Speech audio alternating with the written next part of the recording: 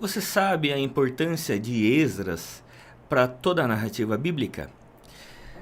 Pois é, hoje no Gente Como a Gente eu quero falar sobre esse grande homem de Deus chamado Esdras e a importância dele para a nação de Israel, para a vinda de Jesus Cristo e para toda a formação da Escritura Sagrada. Mas é necessário primeiro colocar Esdras dentro da cronologia correta do Antigo Testamento. Como você sabe, Esdras ele faz parte ali do grupo dos livros históricos, não é? Ali os livros históricos começam com Josué, Juízes, depois vem Esther, primeiro e segundo Samuel, primeiro e segundo Reis, primeiro e segundo Crônicas, Esdras, Neemias e Esther. Então ele está nesse grupo antes ali dos poéticos, antes dos salmos, provérbios, depois antes dos profetas, mas na cronologia no Antigo Testamento ele estaria no final. Por quê? Porque a cronologia do Antigo Testamento começa com os patriarcas, Abraão, Isaque e Jacó. Quando vem Jacó, o terceiro dos patriarcas, Jacó vai ter 12 filhos e um deles, chamado José, ele vai separar lá no Egito, né? Por uma questão familiar e tudo mais. Só que quando o José vai para o Egito, ele se torna um homem muito importante, ele se torna o homem mais importante de todo o Egito, numa época de fome, e a família toda de Jacó vai também para o Egito. E eles ficam lá 400 anos, eles deixam a terra que Deus havia dado a Abraão, com a promessa de se tornarem bênção para todos os povos, e eles passam ali 400 anos no Egito. Depois desses 400 anos, o povo escravizado, sofrendo, Deus levanta Moisés para libertar o povo de Israel. Deus havia mudado o nome Jacó para Israel, para libertar o povo de Israel e levá-los novamente para a terra que Deus havia dado, que era Canaã.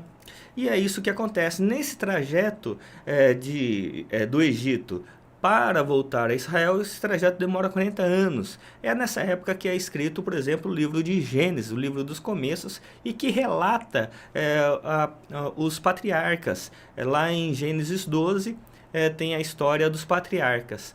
E aí vem o Êxodo, vem a volta para Canaã, e quando ele se constitui em Canaã, vem os livros de Josué, Juízes e depois os livros dos reis. O livro dos reis vai começar com o primeiro rei chamado Saul, depois vem Davi, Salomão, e quando chega em Salomão, ali as 12 tribos de Israel estavam unidas, mas quando chega em Salomão há uma divisão por uma questão ali com Roboão, filho de Salomão. E aí 10 tribos vão formar a região do norte e 2 tribos a região do sul. E aí vai decorrendo a história dos reis, há reis bons, reis ruins, mas aos poucos a nação de Israel ela vai se distanciando de Deus. Aos poucos eles vão se esquecendo de Deus, das promessas de Deus, dos princípios de Deus. E é nesse contexto que Deus vai levantando os profetas para alertar o povo, para eles se converterem dos seus maus caminhos e voltarem a Deus. Mas o povo não escuta. Os profetas ali, Isaías, Jeremias, são livros de alerta para o povo. O povo vivia em conforto, mas estavam se esquecendo de Deus. E aí o que acontece? Vem o cativeiro babilônico. O cativeiro babilônico que vai destruir a cidade de Jerusalém, vai tacar fogo nos muros, vai destruir o templo e vai levar o povo cativo para a Babilônia. E esse cativeiro vai durar 70 anos. No findar desses 70 anos, Deus vai reconstruir a nação de Israel. E para isso vai usar dois homens principalmente, Neemias e Esdras. Neemias vai reconstruir a cidade na questão organizacional, e Esdras ele vai reconstruir a nação na questão espiritual, na relação com Deus.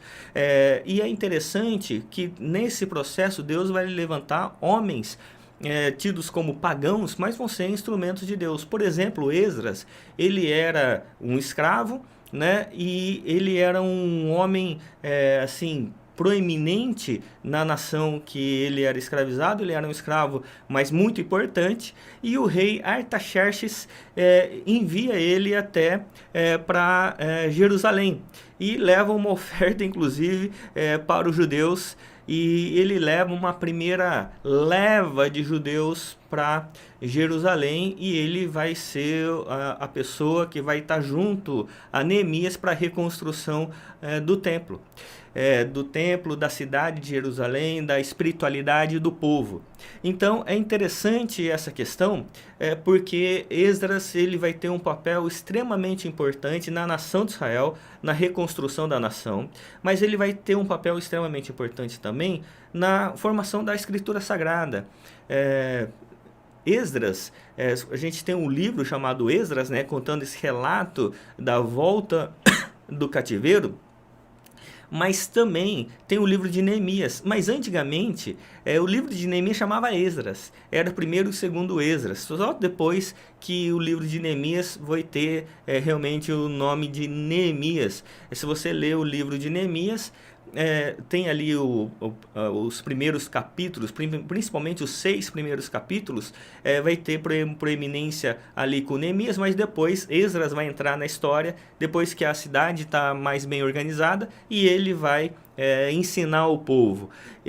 Esdras também ele vai ser tido como um dos escritores do primeiro e segundo Crônicas, que vai contar a história dos reis, até mesmo quando o povo agora estava sendo constituída, o povo precisava saber a história dos reis, a história da nação de Israel, a maneira como Deus foi formando a nação, e agora, para eles alcançarem o futuro, para eles irem para frente, era necessário eles aprenderem com o passado, para não cometerem os mesmos erros do passado. Então, para a gente prosseguir para frente, a gente tem que aprender a olhar para trás e aprender a tirar lições importantes para não tropeçar na frente. Esdras também vai ser tido como um dos redatores do livro de Salmos, né?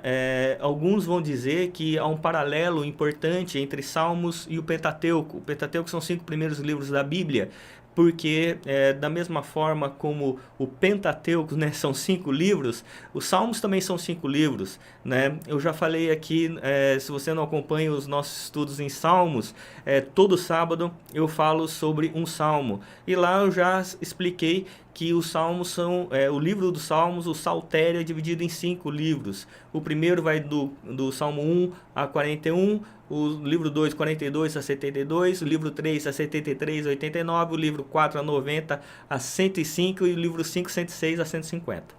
Então, são 5 livros, e o Pentateuco é em torno de 150 capítulos, e os Salmos também 150 salmos. E muitos dizem que a lei, o Pentateuco, era Deus falando com o povo, e os Salmos era o povo falando com Deus. Então, muitos vão reputar a Esdras também essa questão dos Salmos. Né? Então, é importante a gente entender Esdras como o auxiliador, o ajudador. Significa isso o nome de Esdras, né? Esdras era descendente de Arão, o primeiro sumo sacerdote de Israel, e ele era um escriba entendido da lei de Moisés. Por isso é importante a gente compreender a história de Esdras para valorizar Esdras como um dos grandes homens do Antigo Testamento, um dos grandes homens, né, da antiguidade. E a importância dele para a formação da nação de Israel, para a formação da Escritura. E por fim, a importância dele para a vinda de Cristo, né?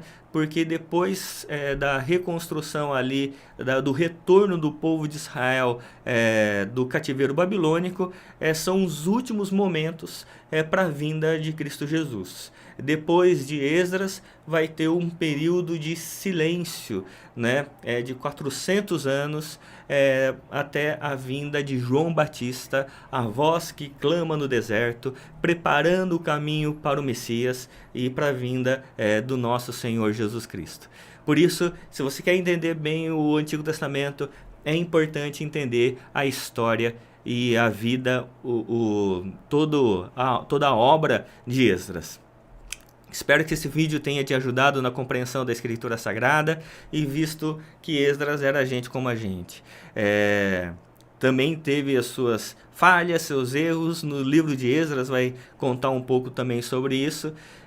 Mas Deus usa vasos de barro como eu, como você, como homens comuns, né, mulheres comuns, para fazer uma obra especial que é movida pelo Espírito do Senhor, pela graça do nosso Senhor Jesus e pelo amor do Pai. É por causa da graça e da misericórdia que nós podemos olhar para homens como Esdras e perceber que eram gente como a gente, pessoas que tinham virtudes extraordinárias, falhas também, porque a graça de Deus é que inunda o coração de cada um de nós. Tá bom? Que Deus assim o abençoe, em nome de Jesus. Amém.